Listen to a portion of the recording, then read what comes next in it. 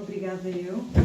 Eu é que tenho que agradecer, não é? Porque é uma bendita oportunidade de estar entre amigos, entre corações amorosos. Não é fácil. Há quanto tempo, não é? Conhecemos em Águeda e aqui estamos, passados estes anos, pouquinhos, para falar sobre Jesus e para falar sobre nós mesmos, sobre as nossas dificuldades e tentar trazer as nossas dificuldades para os exemplos que Jesus nos deixou. Que na verdade é essa o grande objetivo da Boa Nova, do Evangelho, é nós podermos ir buscar aos ensinamentos e ao ministério do Cristo diretrizes seguras para o nosso dia-a-dia. Momentos de provação foi o mote para esta nossa conversa de hoje, porque não só a época que estamos a viver é por si só repleta de momentos difíceis, mas também porque todos nós, mais cedo ou mais tarde na nossa vida, ou já passamos ou iremos passar por momentos de provação. Numa situação que tínhamos tido medo, numa situação que tínhamos sentido insegurança, numa situação de abandono. Enfim, são tantos os exemplos que nós podemos buscar da nossa própria existência, da existência de quem nos está próximo, que se enquadram nestes momentos de provação. Não estamos a falar só da dor que a doença nos traz, mas também a dor espiritual que alguns momentos difíceis e críticos nos trazem também. Porque, na verdade, ninguém atravessa a vida sem enfrentar provações. Ninguém. Não é? E engane-se aquele que achar que sofre mais do que o vizinho do lado. Não é? Nós temos esta tendência humana e normal e natural diante da dor de achar que nós sofremos mais, que nós passamos e estamos a passar por mais do que o nosso vizinho. Na verdade, nós não sabemos, não é? E a questão não é se vamos passar por alguma provação. Porque se nós já sabemos que, estando encarnados neste planeta, vamos passar por elas. A questão é como nós reagimos quando elas surgem. E é esta a ponte que nós queremos fazer com 3 mensagens do livro Boa Nova, que contam 3 episódios de Jesus Cristo, dos seus discípulos, em momentos determinantes.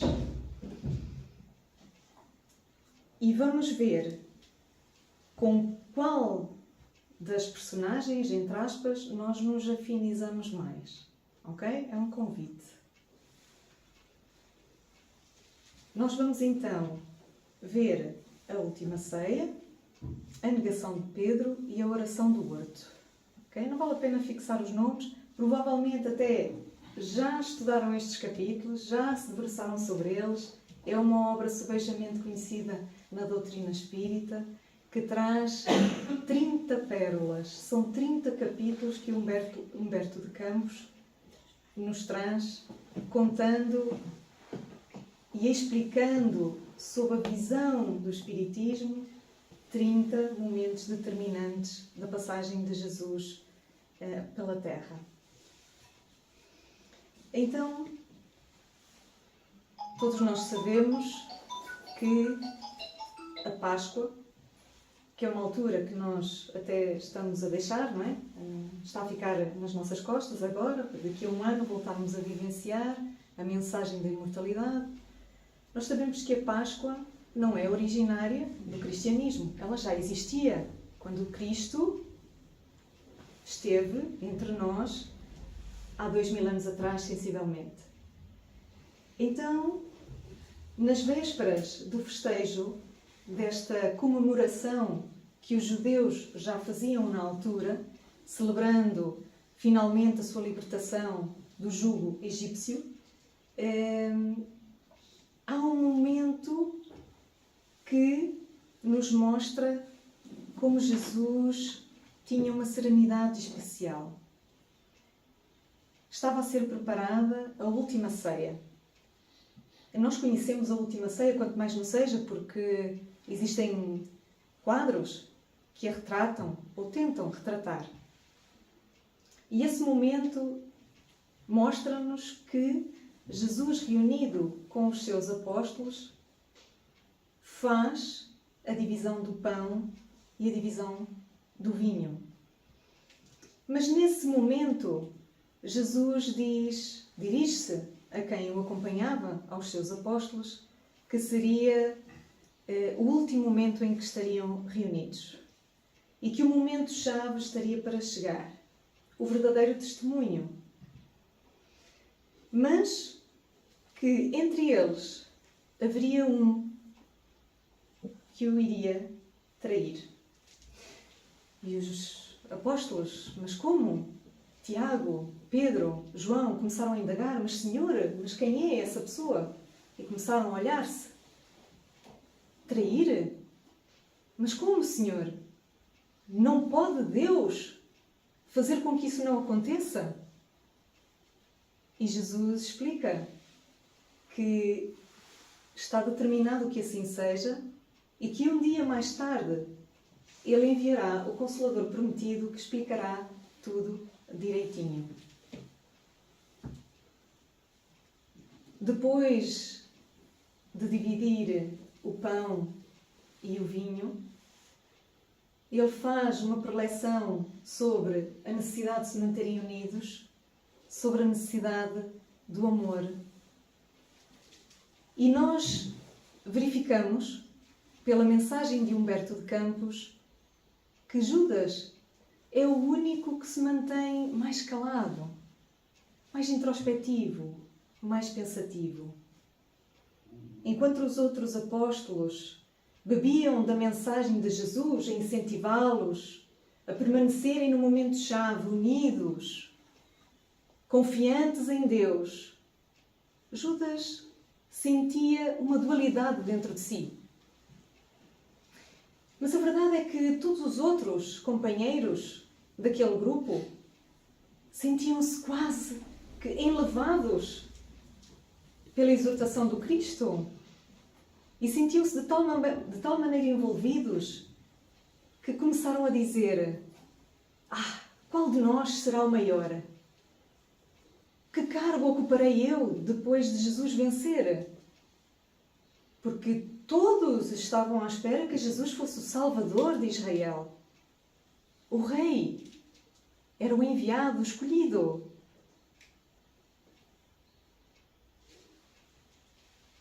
E, no momento-chave, que João dizia: mas Senhor, nós não compreendemos. Se nós estamos fadados a seguir-te os passos, ao sucesso, como podemos compreender aquilo que disseste ainda há pouco? E como podemos compreender a nossa ação a seguir?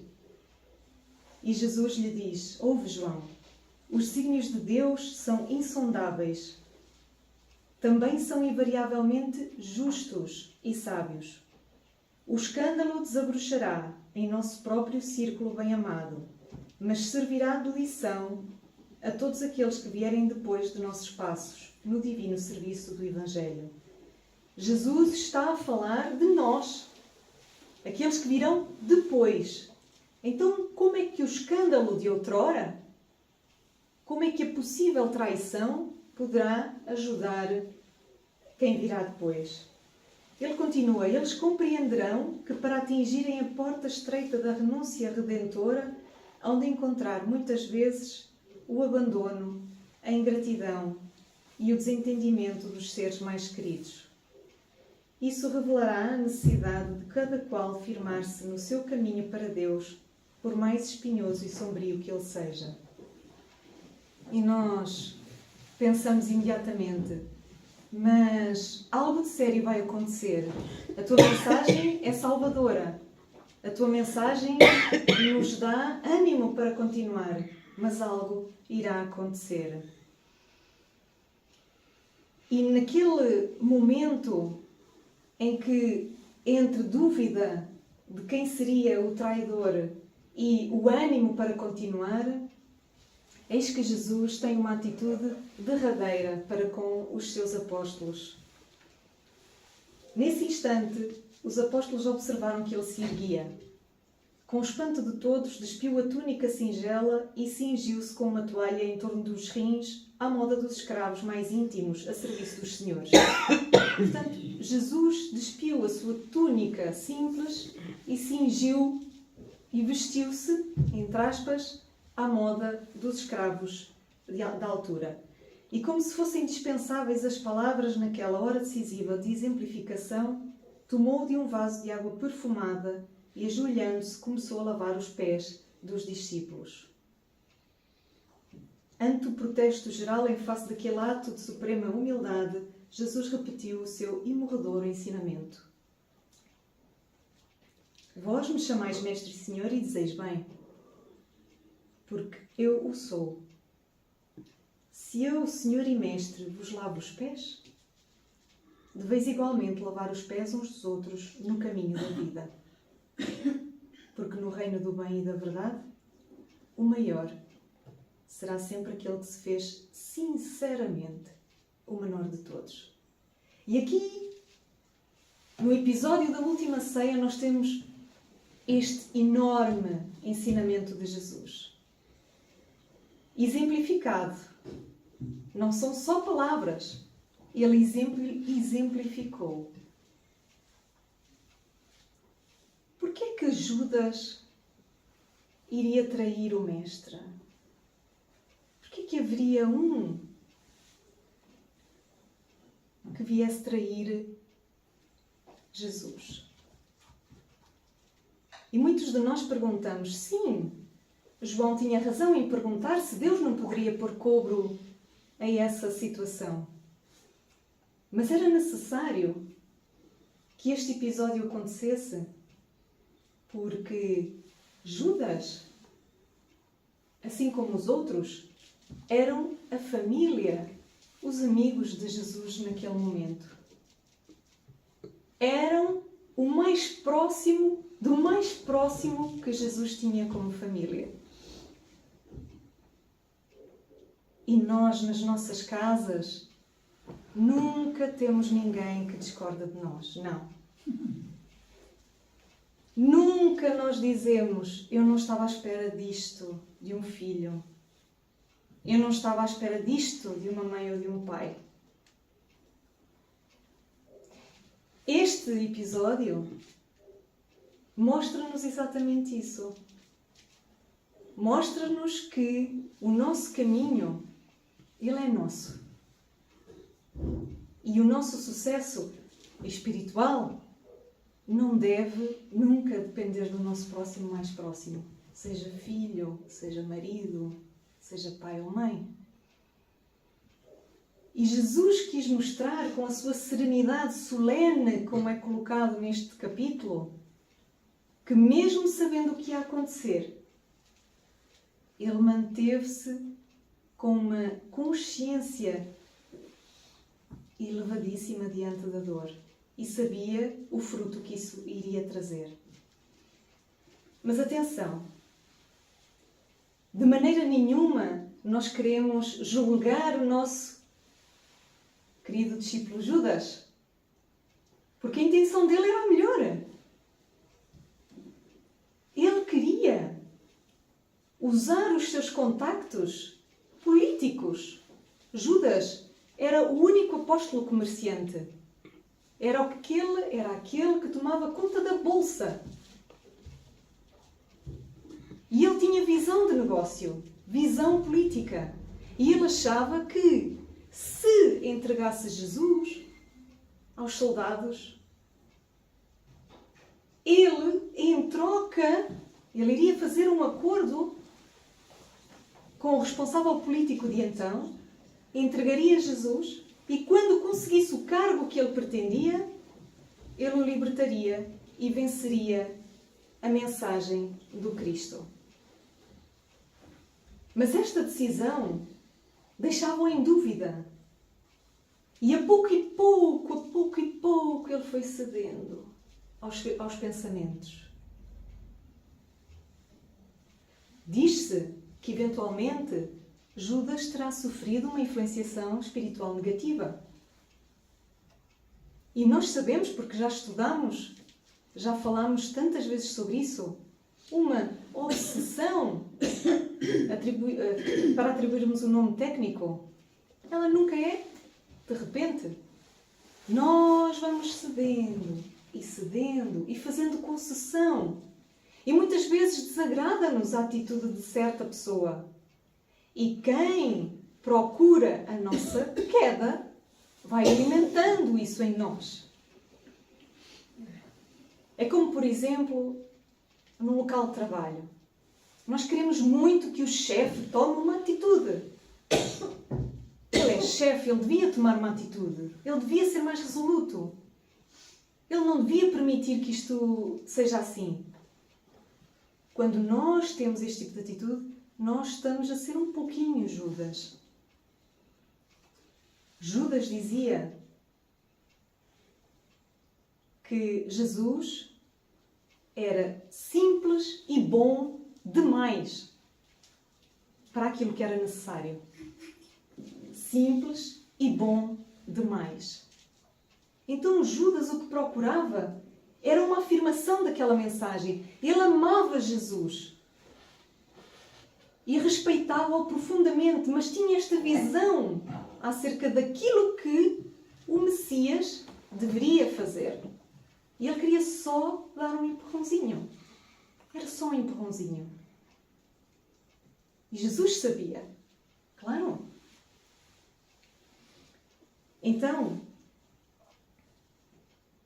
quando o espírito está preparado, a provação é mais leve. Jesus estava preparado e passou por esta situação mostrando-nos que nós devemos manter sempre o nosso equilíbrio diante das provas. Não é fácil. Não é fácil. Mas nós temos que falar do exemplo de Jesus. É o exemplo, é o modelo, é o guia. E todos nós temos a nossa cruz, certo? De uma maneira ou de outra. Pesos diferentes. Mais dura ou mais macia.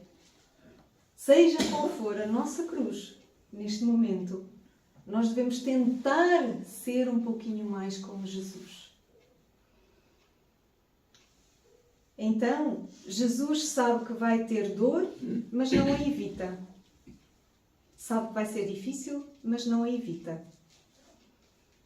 E mesmo depois do que acontece, Judas fica extremamente amargurado, fica mal consigo próprio, não consegue suportar aquilo que aconteceu e acaba por pôr fim à sua vida.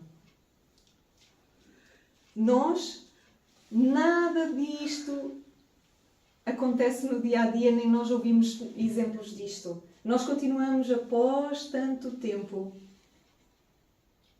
a ver casos de irmãos nossos que acabam por sucumbir diante da culpa, do remorso, tal como Judas.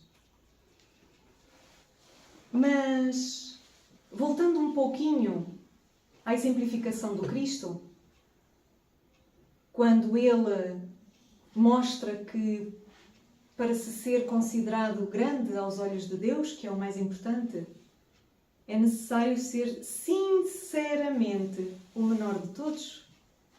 Aquilo chocou outro apóstolo, o mais exigente de todos, o mais disciplinado de todos, o mais impulsivo de todos, Simão Pedro. Pedro disse: "Ó Senhora, não faças isso, não te humilhes dessa maneira." E aqueles que me partilham a companhia não te deviam deixar fazer isso. E Jesus lhe diz: Pedro, não queiras ser maior que os nossos companheiros. Porque Pedro estava tão ríspido naquela atitude, não concebia que o Messias pudesse estar a lavar os pés deles. E nem que os outros o permitissem. Mas era uma falsa superioridade.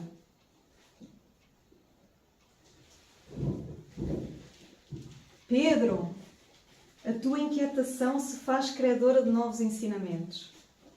A experiência te ensinará melhores conclusões, porque em verdade te afirmo que esta noite o galo não cantará sem que me tenhas negado 3 vezes. Julgais-me então um espírito mau e endurecido a esse ponto?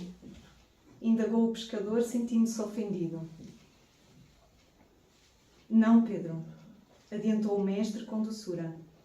Não te suponho ingrato ou indiferente aos meus ensinos. Mas vais aprender, ainda hoje, que o homem do mundo é mais frágil do que perverso. Frase belíssima!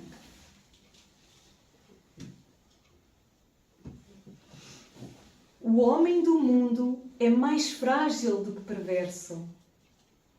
Porque ninguém é mau. Podemos estar equivocados.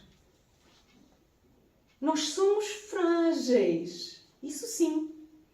E Jesus dá aqui um ensinamento a Pedro fundamental. Mais um. Dizendo, atenção, tu és ríspido demais. Tens que compreender mais o teu próximo. Então, neste capítulo, neste episódio, nós aprendemos sobre a fragilidade humana. Pedro era fiel, mas também era impulsivo. Era sincero, dizia sempre a verdade. E Jesus lhe disse, ainda hoje vais aprender. E então, o que é que acontece? Depois deste momento, a noite acaba por resultar na prisão do Mestre. Os apóstolos dispersaram-se. Pedro e João foram os 2 que permaneceram mais próximos de Jesus, para perceber se podiam ajudar em algo. João tomou o rumo de avisar Maria do que estava a acontecer e no momento em que chegou perto de Maria, ficou sempre com ela. E Pedro, ao longe, trocou as suas vestes para não ser identificado. Logo aí nós vemos que nele também existia conflito. Mas a desculpa que nós muitas vezes damos a nós mesmos, e agora reparem se não há semelhança connosco, nós damos muitas vezes desculpas a nós mesmos para determinadas atitudes. Não, mas eu se me confundir na multidão, não vou ser identificado e vou conseguir ajudar o mestre melhor. E muitas vezes nós dizemos assim, eu não fui ao centro porque estava com dor de cabeça, porque há uma situação amanhã que eu tenho que atender e eu não estou com cabeça para ir ao centro. Só queremos tentar trazer o paralelismo e aproximar aqueles apóstolos de nós, para também os tentarmos compreender melhor.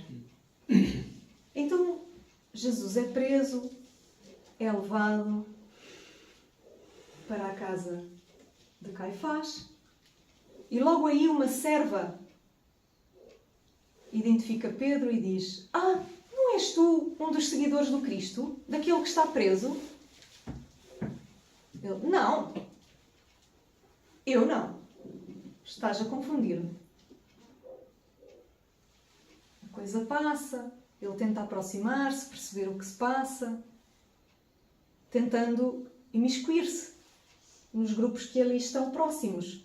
Porque as pessoas da altura, assim como nós, há muitas pessoas que quando veem um acidente na estrada param, ficam a ver e gostam de ver e acompanhar. Assim também era nessa altura. Então a multidão juntou-se, porque o feiticeiro, o impostor, tinha acabado de ser preso. E então ele viu um grupo de outros homens que estavam numa zona mais exterior, junto a uma fogueira, e aproximou-se deles para tentar ouvir e perceber. E alguém disse: olha lá, tu não és aquele que acompanha o bruxo? Eu? Não! Eu nunca fui discípulo daquele homem. E aquilo vai moendo. Ele vai se sentindo cada vez pior consigo próprio. Mas, por outro lado, continua a dizer-se que é melhor assim, porque assim, livre, ele vai conseguir fazer algo pelo Mestre. E, entretanto, vinha outra pessoa para servir um copo de vinho a quem estava ali.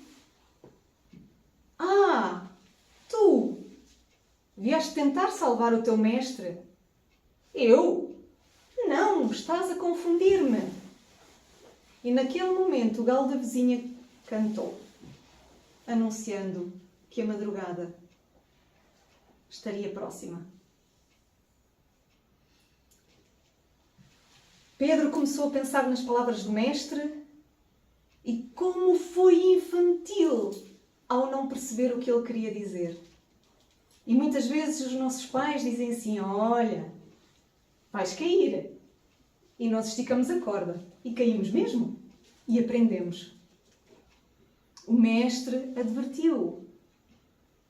E disse-lhe: ainda hoje irás aprender uma grande lição. Nós em algum momento podemos julgar Pedro? Não. Porque Pedro fraquejou e arrependeu-se logo em seguida. Ele não foi capaz de continuar. Ele isolou-se, chorou severamente, arrependido do que tinha acontecido. O mestre, em espírito, visitou-o ainda nos momentos a seguir e lhe disse para ele serenar, para ele se acalmar. A grande lição que Pedro nos dá é a seguinte: é que muitas vezes nós sabemos o que é o certo, não é? Muitas vezes a gente sabe o que tem que fazer. A gente sabe exatamente como tem que agir. Mas isso não significa que consigamos praticar sempre. Pedro sabia.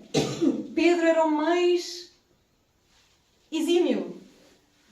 Era aquele que garantia que tudo era como o mestre determinava, dizia, aconselhava. E, no entanto, negou-o 3 vezes. Então, a fragilidade humana, ela ainda existe em nós. Menos. Muito menos. Mas é buscando estes exemplos do passado que nós vamos lembrando as palavras do Mestre. E vamos tentar. Opa! Espera lá, que eu recebo muitos alertas no meu dia-a-dia para não ir por um determinado caminho. E ainda assim, eu insisto.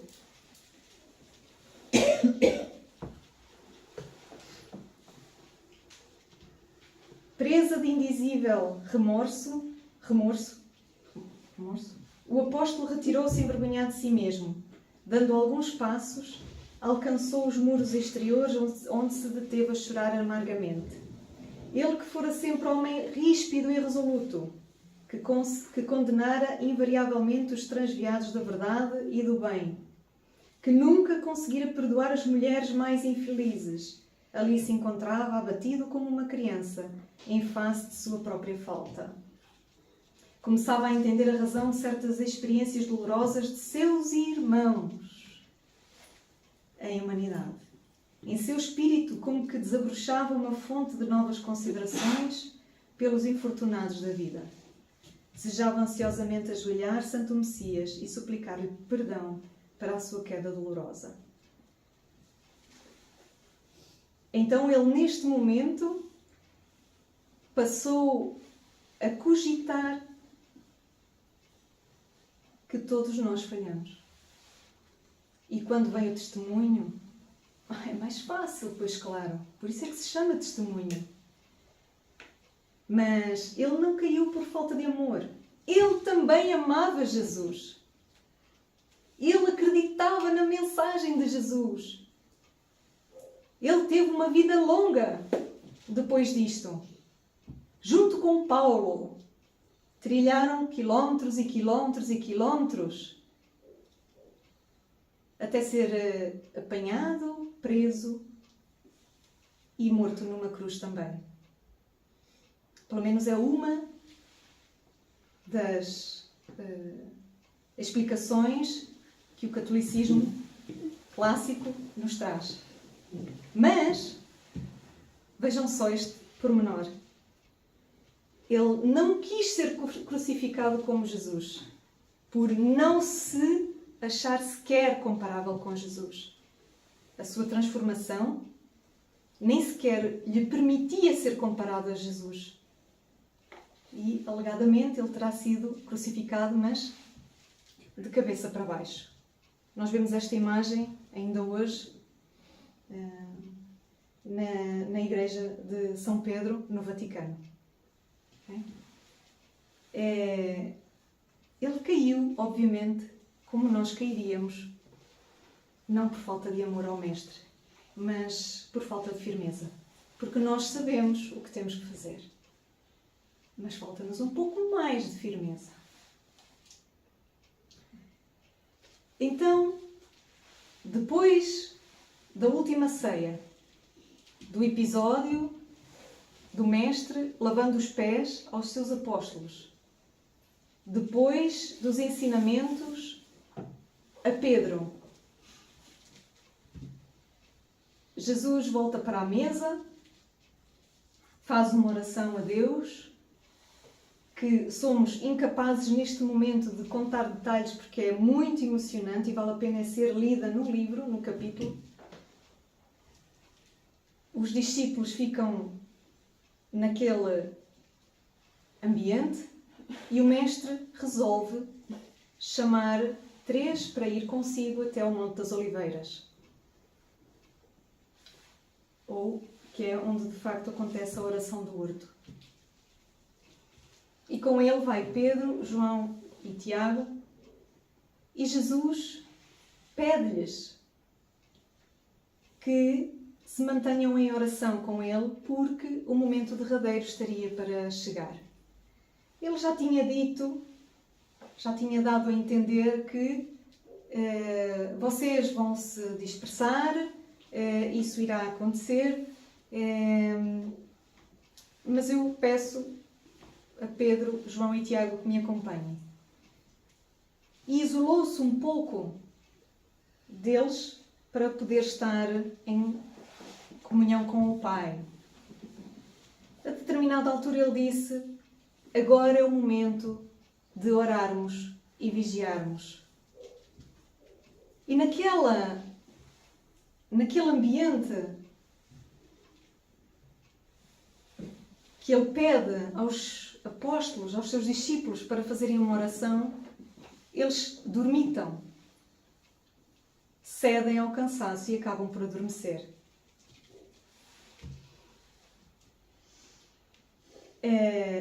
Isto acontece, Jesus fala com eles: vocês adormeceram?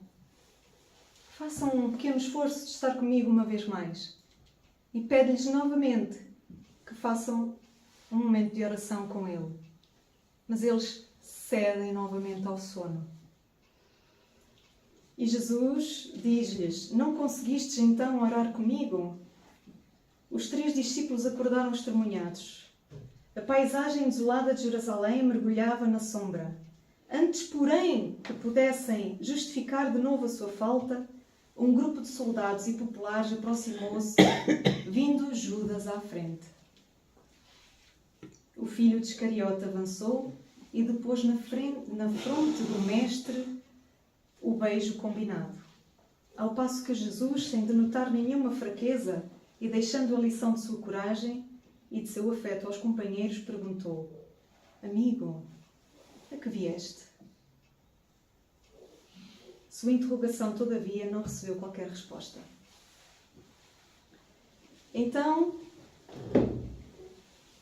Jesus sabia que o momento estava para chegar. Judas não mandou, Judas foi indicar: é este. Jesus é preso. E naquele interim, os outros 3 que o acompanhavam: mas como podemos adormecer? Mas como pôde isto acontecer? Mas até aí há uma lição.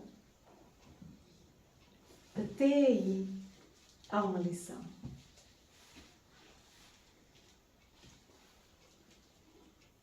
E ele diz a João: a minha soledade no horto, ou seja, a minha solidão no horto, é também um ensinamento do Evangelho e uma exemplificação. Ela significará para quantos vierem em nossos passos que cada espírito na terra tem de ascender sozinho ao Calvário de sua redenção, muitas vezes com a despreocupação dos entes mais amados do mundo. Em face dessa lição, o discípulo do futuro compreenderá que a sua marcha tem de ser solitária, estando seus familiares e companheiros de confiança a dormir o sono da indiferença. Doravante, pois, aprendendo a necessidade do valor individual no testemunho, nunca deixe de orar e vigiar. Isto não quer dizer que agora vamos todos viver isolados, porque isolados vamos morrer. Não é isso. O que nós temos que tentar beber deste exemplo de Jesus é que nós devemos, para nosso próprio bem, compreender a despreocupação, o desinteresse de quem nos é mais próximo. Nós vamos julgar Pedro, João e Tiago por terem adormecido? Não. Quem somos nós? Muitas vezes, até para nós, oração para nós próprios, nós adormecemos. E, obviamente que não está errado em adormecer, não é esse o caso. Aqui o adormecer é mais filosófico. É um orar e vigiar. E não adormecermos diante das mensagens que nos chegam, nos estímulos que nos chegam, para nós estarmos mais atentos ao que se passa à nossa volta. Então, neste capítulo, não é? Em que nós temos aqui o episódio em que Jesus vai orar para o Monte das Oliveiras, nós temos o ensinamento de que o caminho é a superação. O caminho de cada um é a sua própria superação. E que ele deve ser feito por cada um de nós. Por cada um de nós. Nós não podemos achar que a ausência de sofrimento é um sinal de elevação espiritual. Porque se fosse assim, Jesus não teria sofrido. Não é? Ele sofreu para nos mostrar como nós poderíamos ter um roteiro mais seguro para nós mesmos. Mas sim a forma como nós enfrentamos cada provação, cada dor, cada desafio que se nos surge na vida. E naquela altura nós tínhamos receio de dizer que estávamos com Jesus. Hoje em dia já não é assim. Não é? Nós estamos com Jesus. Nós já demos passos. E nós dizemos, e nós exemplificamos. E nós temos estas casas abertas. E tantas outras coletividades e espaços onde nós podemos dizer que estamos com Jesus. Mas é na nossa caminhada individual que nós exemplificamos Jesus.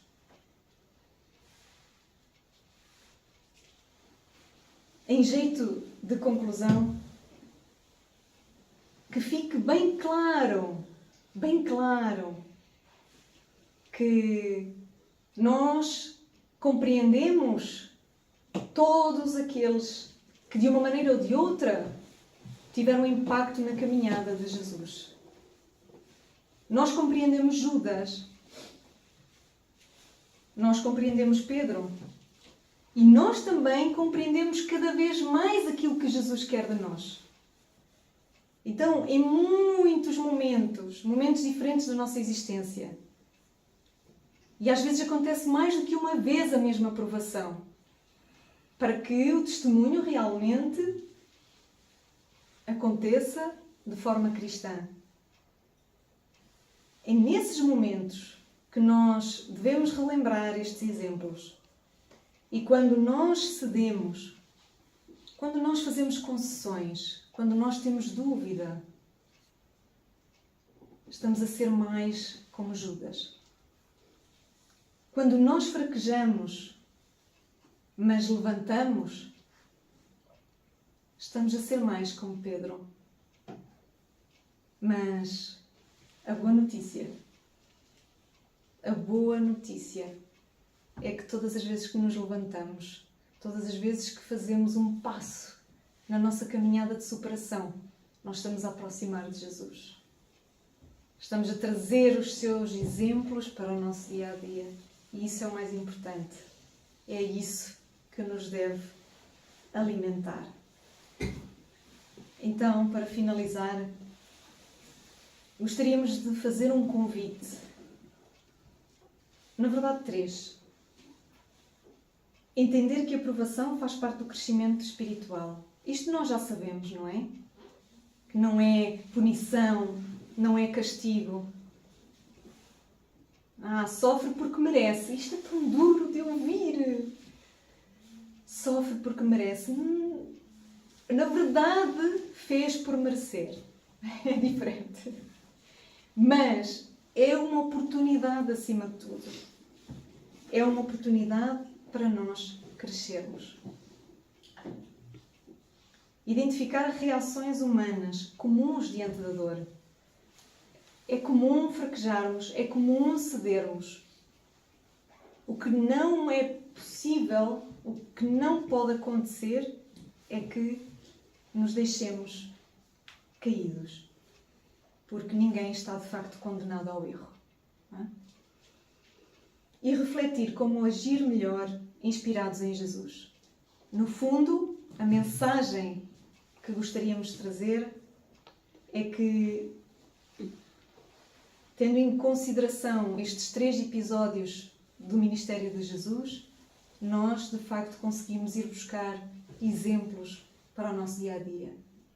Jesus é alguém que está anos-luz distante de nós, em termos evolutivos, mas que se fez presente para nos mostrar.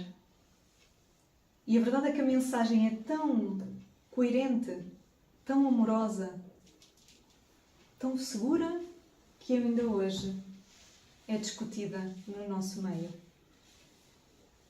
Ainda hoje mantém o interesse.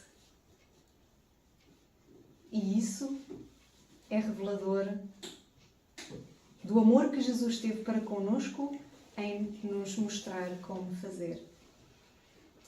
A provação não vem para nos destruir. Embora muitos de nós achem, no momento da dor, eu não vou conseguir. é muito para mim. Eu não suporto esta perda, este desalinho, este abandono. É para me destruir. Na verdade, é só para mostrar. Esses momentos chegam para nos mostrar aquilo que nós já somos capazes, não aquilo que vamos conseguir no futuro. Quando a prova chega, quando a dor toca à porta, tenhamos a certeza de que já somos capazes. Já somos capazes. Portanto, todos nós somos vencedores hoje, porque já somos capazes. Muito obrigada pela vossa paciência.